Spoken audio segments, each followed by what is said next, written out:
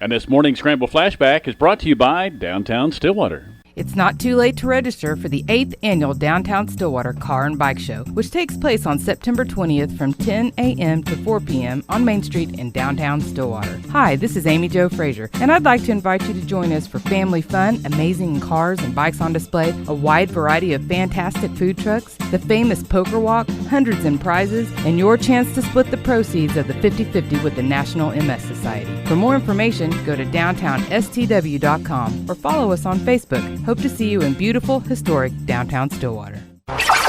So what else we want to get in here? You brought the map. Well, I just brought a map, and our next home game is the Thursday night game against Tech. And so it's always a little bit different, because we actually, there's classes going on campus and there's parking that double swaps and all that good stuff for game days. It's a little bit more challenging, but we've had a few Thursday games in the past since I've been here, so we have a map that's developed. And I'm not going to go through this whole map, but I told you I was just going to bring this here. So if anybody has any questions or if you guys are talking, hopefully you can follow it. And it just kind of tells you what time certain lots open up during the day. Because it's different because the ones on campus obviously have classroom responsibilities. Yes, yeah. So hopefully all of our parking lots will be open by 3, on game day. And the game starts at 6:30, and that'll give everybody time to get in there. And there'll be certain lots on campus that are locked down, all day. It might be some of those right close to the stadium for security purposes and just making sure we can get what we need done on a game day done. But we work with Parking and Transit and the university on trying to come up with a plan so people can park. And they do a good job of getting that out to the people that it really affects on campus through direct email and then through, direct email by people that have certain parking passes in a certain area, but then also doing a press release to everybody on campus. But I'm going to leave this with you just so that way if you guys get any phone calls, the one thing that I will point out, we talked about what a great service that the shuttle is. They run a little bit more limited service on the Thursday night game just because normally those buses are running normal routes, so they pull some off.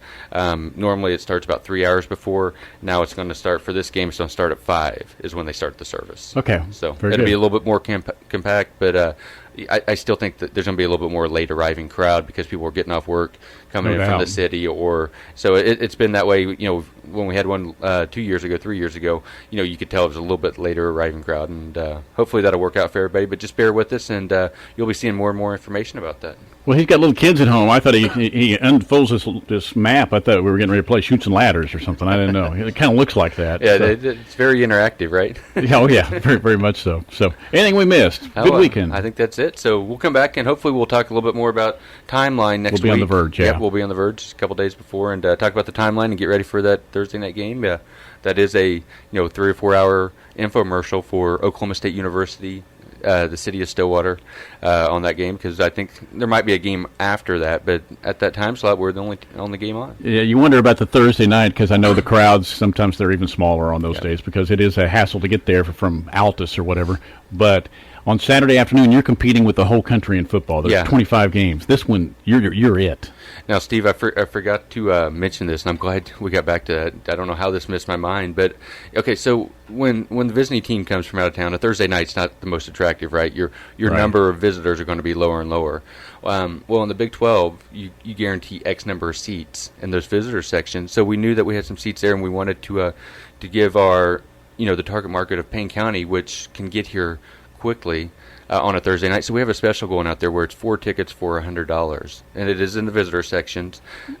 We put that out here I think it was last Friday, and I think we sold over 2,000 already. Okay. So, we definitely want to give for $25 a ticket, you can sit with the enemy. I think they're only bringing a few hundred. Maybe less now. Yeah. Have you seen them play? Yeah.